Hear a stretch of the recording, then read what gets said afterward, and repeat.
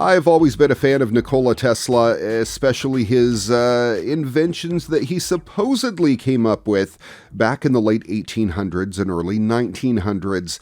And these days, we're seeing more and more of those supposed inventions coming to light. DARPA has now tapped Raytheon to design and develop a wireless airborne relay system to deliver energy into contested environments as part of its Energy Web Dominance program, in which DARPA wants to be able to power anything from nearly anywhere on the globe. Under a 2-year, $10 million DARPA contract, Raytheon will create a persistent optical wireless energy relay power system.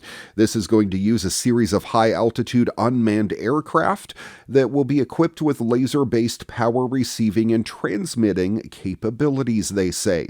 Energy will be beamed up to high altitude and then relayed across however many jumps are necessary to reach the target area.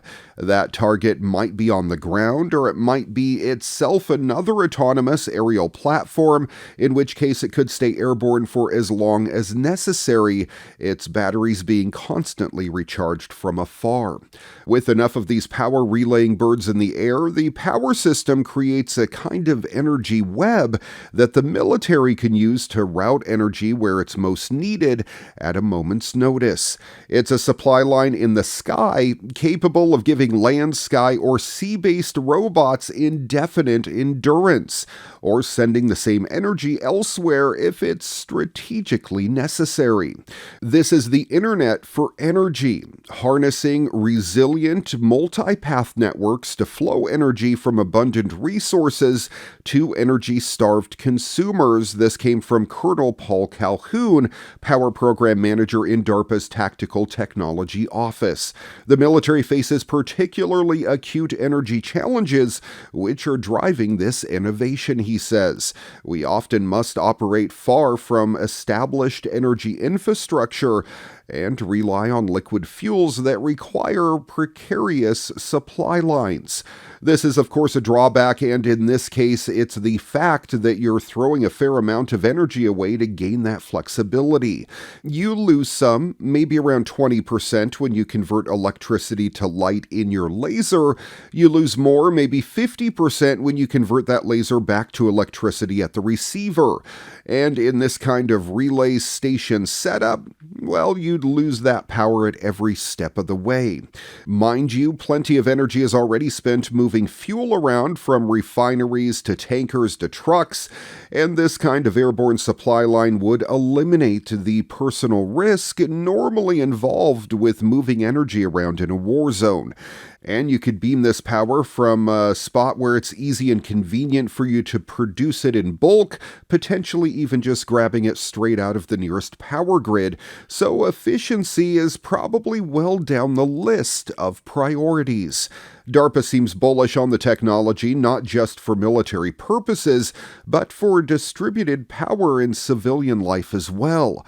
We believe the next energy revolution will be enabled by the wireless energy web, said Calhoun. It will dramatically compress transport timelines and resiliently provide distributed energy to customers in air, on land, on the sea, under the sea, and in space as well. Ubiquiti, what is going on here? I've always been a fan of Ubiquiti products, but this is unheard of in the company. Users of UniFi, the popular line of wireless devices from manufacturer Ubiquiti, are reporting receiving private camera feeds from and control over devices belonging to other users. Posts published to the media site Reddit show multiple issues. Recently, my wife received a notification from UniFi Protect, which included an image from a security camera, one Reddit user reported. However, here's the twist. This camera doesn't belong to us.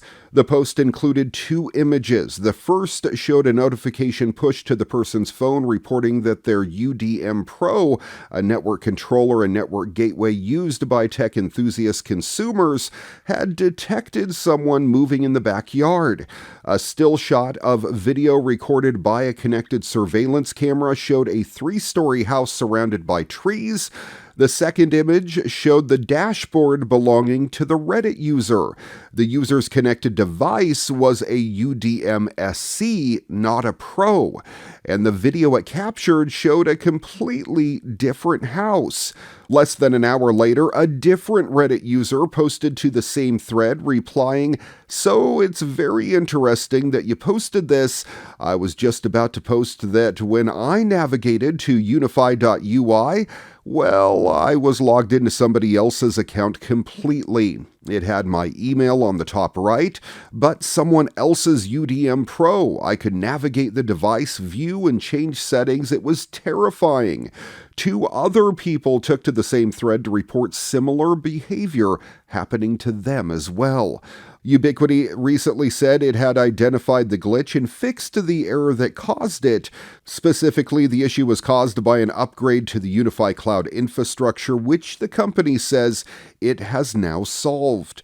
It's useful to remember that this sort of behavior, legitimately logging into an account only to find that the data or controls belong to somebody completely different, is as old as the internet. Recent examples include the T-Mobile mistake back in September and similar glitches involving Chase Bank, First Virginia Bank's Credit Karma, and Sprint. The precise root causes of this type of system error vary from incident to incident, but they often involve middle box type devices which sit between the front and back end devices.